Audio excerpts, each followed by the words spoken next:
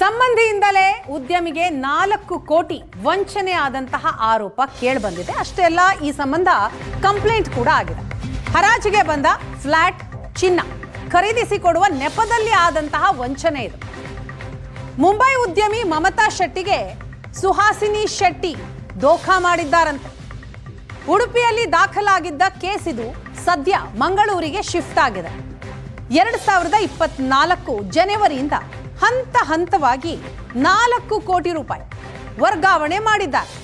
ಹರಾಜಿಗೆ ಬಂದ ಚಿನ್ನ ಫ್ಲಾಟ್ ತೆಗೆಸಿಕೊಡೋದಾಗಿ ವಂಚಿಸಿದ್ದಾರೆ. ಸುಹಾಸಿನಿ ಮಾತು ನಂಬಿ 4 ಕೋಟಿ 78 ಲಕ್ಷ ವರ್ಗಾವಣೆ ಮಾಡಿರ್ತಾರೆ ಮಮತಾ.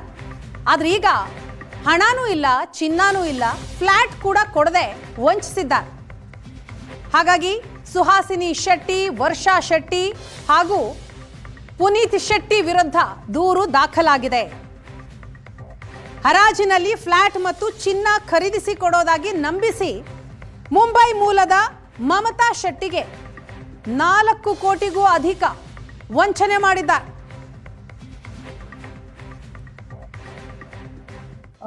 ಮೋಸ ಮಾಡುವಂತ ಸುಹಾಸಿನಿ ಶೆಟ್ಟಿ ಮತ್ತು ಪುನೀತ್ ಶೆಟ್ಟಿ ಅವರು ನಮ್ಮಿಂದ ಹಣ ಪಡೆದು ವ್ಯವಹಾರಕ್ಕಂತ ಹಣ ಪಡೆದು ಮೊಬೈಲ್ ಅನ್ನು ಸ್ವಿಚ್ ಆಫ್ ಮಾಡಿ ಹೋಗಿರುತ್ತಾರೆ.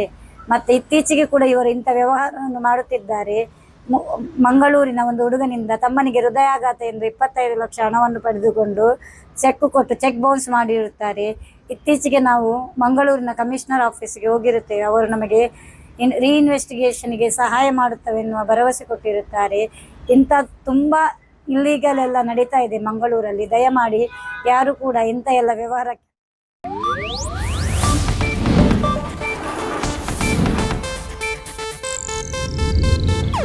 ಇದು ಏಷ್ಯಾನೆಟ್ ನ್ಯೂಸ್ ನೆಟ್ವರ್ಕ್ ಪ್ರಸ್ತುತಿ.